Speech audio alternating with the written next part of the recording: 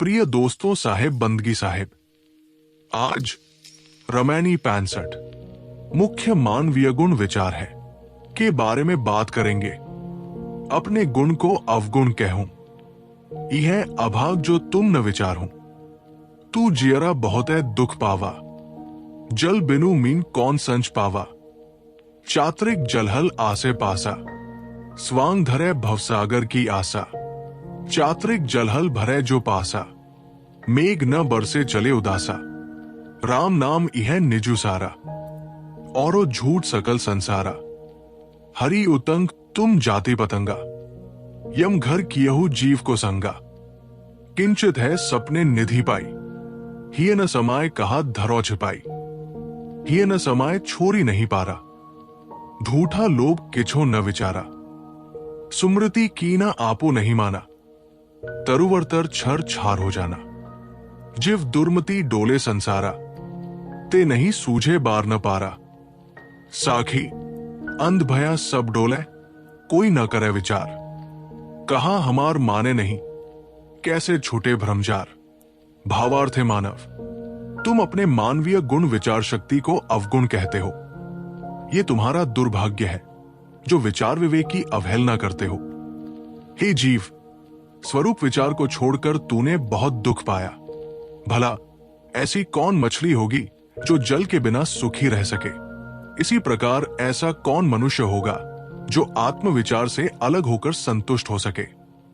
चातक पक्षी के आसपास ही स्वच्छ शीतल भरा हुआ जलाशय रहता है, परंतु वो स्वाति बूंद की आशा में प्यासा ही रह जाता है। यदि स्वाति नक्षत्र नहीं बरसता तो चातक निराश होकर उड़ जाता है। इसी प्रकार मनुष्य का शांति सागर एवं आनंद सागर उसके हृदय में ही निवास करने वाला उसका अपना चेतन स्वरूप ही है। परंतु ये उधर न ध्यान देकर मन से रचित कल्पित वस्तु की आशा करता है और उसे पाने के लिए नाना स्वांग बनाता है, जो मन का ही विलास होने से भवसागर रूप है। राम नाम से कहा जाता हुआ ये चेतन आत्मदेव ही व्यक्ति का अपना सार स्वरूप है। शेष तो सारा संसार एक दिन छूट जाने से अपने लिए झूठा ही सिद्ध हो जाता है। व्यक्ति के अपने चेतन स्वरूप से अलग माना हुआ हरि तो मन कल्पित होने से एक ऊंची अग्निशिखा है और तुम भावुक लोग उसमें कूदकर जल मरने वाले पतंगे हो। जिसने स्वरूप विचार एवं आत्म विचार छोड़कर मन कल्पित वस्तु को ही ईश्वर मानकर उसी में विश्राम माना है, उसने मानो अपने आप को वासनाओं के घर में डाल दिया है। वो स्वरूप स्थिति छोड़कर वासनाओं में बह रहा है। जैसे कोई व्यक्ति स्वप्न में थोड़ा धन पा जाए तो इतना हर्षित हो कि फूल कर कुप्पा हो जाए और वो सोचे कि मैं इस धन को कहां छिपा कर रखूं। वैसे मनुष्य संसार के धन दौलत को पाकर उसमें फूला फूला घूमता है, परंतु उन्हें न तो बाहर सुरक्षित रख सकता है और न अपने हृदय को फाड़ कर उसमें रख सकता है और न उसका लोभ छोड़ पाता है। मनुष्य थोड़ा भी विचार नहीं करता कि इन स्वप्नवत मिले प्राणी पदार्थों में लोभ करना मेरा भ्रम है। मनु आदि स्मृति एवं धर्मशास्त्र तो बने हैं जिनमें मनुष्यों के कर्तव्य के अच्छे विधान भी हैं, परंतु जब मनुष्य उन्हें स्वयं नहीं मानता है तो शास्त्र क्या करेंगे। मनुष्य तो ऐसा विवेकहीन हो गया है कि ये पेड़ की शीतल छाया में जाकर भी जलकर राख होना ही अपना कर्तव्य समझता है, अर्थात शास्त्रों का पक्षधर होकर भी पतित बना रहता है। मनुष्य अपनी गलत बुद्धि के कारण संसार में भटकता है और उसे समाधान नहीं सूझता। सब विवेकहीन होकर भटकते हैं, कोई विचार नहीं करता। मैं कहता हूं कि आंख मूंद कर मानना छोड़ो, हर बात में विचार कर ग्रहण त्याग करो। परंतु मेरी इन बातों को लोग नहीं मानते तो इनका भ्रमजाल कैसे छूटेगा। व्याख्या: कबीर साहेब की वाणी दहकती हुई आग है, उसमें किसी कूड़े चढ़े का बचा रह जाना संभव ही नहीं है। सदगुरु कहते हैं, अपने गुण को अवगुण कहूं, यह अभाग जो तुम न विचार हो। मानव का अपना मौलिक गुण विचार है।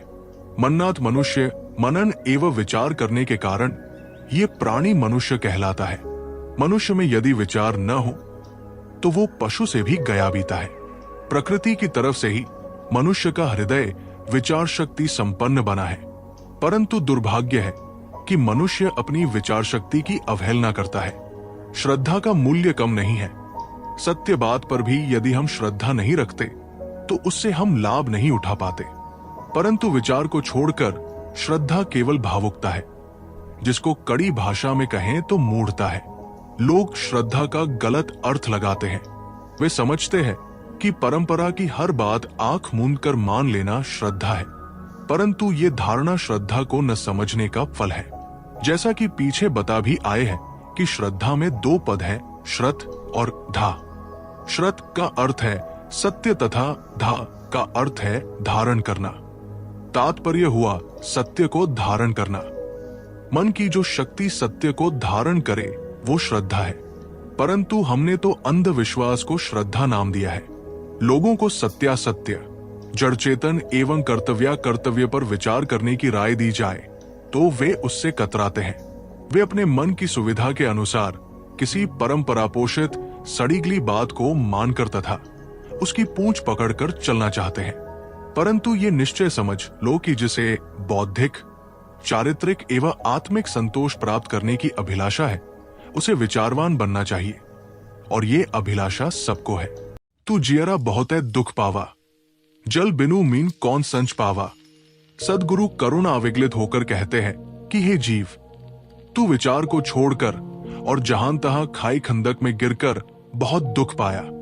काम, मोह, लोभ, विषयासक्ति, भूत प्रेत, देवी देवता, तंत्र मंत्र, शकुन अपशकुन, भावी कल्पित इष्टनिष्ठ आदि के भ्रमजाल में तू इसीलिए भटकता है क्योंकि तू विचार का प्रयोग नहीं करता है। ये तो तेरा अविचार ही है कि तू अपने स्वरूप को नहीं समझता है, इसलिए दर दर भटकता है। यदि मछली को पानी से अलग कर दिया जाए तो उसको विश्रांति कैसे मिलेगी? यदि जीव आत्मविचार से अलग रहता है तो वो सच्चे अर्थों में सुखी कैसे हो सकता है? जो अपनी आत्मा को नहीं समझता और अपनी आत्या में संतुष्ट नहीं होता, वो बाहर से संपन्न होकर भी सुखी नहीं हो सकता। चारों तरफ स्वच्छ, शीतल एवं गहरा जलाशय भरा हो, उसके बीच में भी रहकर चातक स्थातिबूंद की आशा करता है और स्वाति नक्षत्र के न बरसने से ये उदास होकर उड़ जाता है। यही भूल जीव की है। स्वरूप विचारात्म विचार परम शांति का सागर है और वो उनके निकट ही है। निकट कहना भी कथन का एक तरीका मात्र है। ये चेतन देव स्वयं ही तो सुख सागर है, परंतु विचार विवेक के अभाव में जीव मलिन विषयों के चिंतन एवं क्रिया में लगा रहता है, या तो अपने आप से दूर किसी देव या ईश्वर की कल्पना में डूबा रहता है। चातक को तो स्वाति बूंद मिल भी सकती है, परंतु अपनी आत्मा से अलग माना हुआ परमात्मा कभी नहीं मिल सकता, क्योंकि वो केवल मन की कल्पना है। जो व्यक्ति अपने स्वरूप विचार एवं स्वरूप स्थिति को छोड़कर बाहर से कुछ भी पाने के लिए नाना कर्मकांडों एवं वेश का स्वांग बनाता है, वो मानो भवसागर की ही आशा करता है। स्थूल विश्वभोग भवसागर है, परंतु मन की कल्पनाएं उससे गहरा भवसागर है। राम नाम इह निजु सारा। इस अर्धाली का अर्थ ये नहीं है कि राम का नाम जपना ही अपना सार तत्व है। कबीर साहेब की शैली तथा उनका सिद्धांत समझ लेने पर यह भ्रम नहीं हो सकता। वे बीजक में जहां कहीं भी राम नाम या राम कहकर विधेयात्मक ढंग से उसे स्वीकारते हैं, वहां उनका अभिप्राय अंतरात्मा के लिए ही है। अतएव यहाँ का अभिप्राय यही है कि राम नाम से अभिहित स्वस्वरूप चेतन ही अपना सार है। निज सार अर्थात अपनी वास्तविकता अपना चेतन स्वरूप है। उसी को राम शब्द से भी जाना जाता है। नाम तो सारे ही काल्पनिक होते हैं, किंतु लक्ष्य है व्यक्ति की अपनी अंतरात्मा। सदगुरु कहते हैं कि तुम्हारी अंतरात्मा रूपी राम ही तुम्हारा सार स्वरूप है, वही तुम्हारे साथ है। अपनी आत्मा अपने से कभी अलग नहीं होती। अलग होने की गुंजाइश नहीं है, क्योंकि अपने आप से अपने आप को कोई अलग नहीं कर सकता। परंतु अपनी आत्मा से अलग की सारी चीजें क्षण क्षण छूटती जाती है और एक दिन सारा संसार छूट जाता है। इसलिए संसार अपनी जगह पर प्रवाह रूप नित्य होते हुए भी हमारे लिए झूठा ही है, क्योंकि ये हमसे एक दिन सर्वथा दूर हो जाता है और वो झूठ सकल संसारा। हरि उतंग तुम जाति पतंगा, यम घर कियहु जीव को संगा। ये पंक्ति बहुत बड़ी क्रांति की भाषा में है।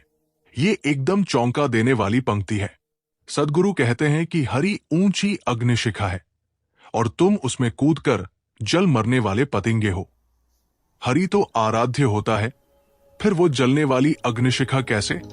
सदगुरु कहते हैं, यदि तुम अपनी आत्मा से अलग हरि की कल्पना करते हो तो वो तुम्हारे मन का एक कल्पित नक्शा होता है और तुम जीवन भर के लिए उस नक्शे में उलझ जाते हो।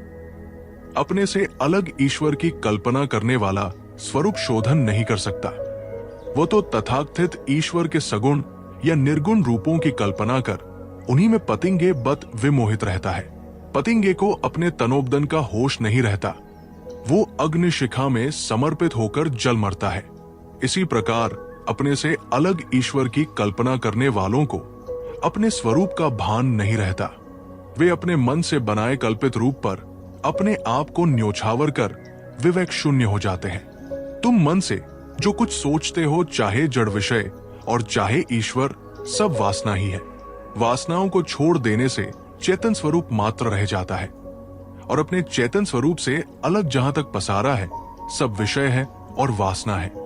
सदगुरु कहते हैं कि तुम जो मन से खड़ा किए गए ईश्वर में समर्पित होते हो, वो वासना में ही समर्पित होते हो। यम घर कियहु जीव को संगा। तुम अपने स्वरूप के भाव को छोड़कर जहां कहीं भी भटकोगे, अपना पतन करोगे।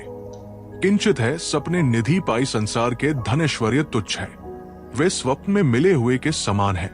आता सांसारिक प्राणिपदार्थों की उपलब्धि में फूलना घोर बालकपन है। संसार के प्राणिपदार्थों को तुम बटोरकर सुरक्षित नहीं रख सकते हो।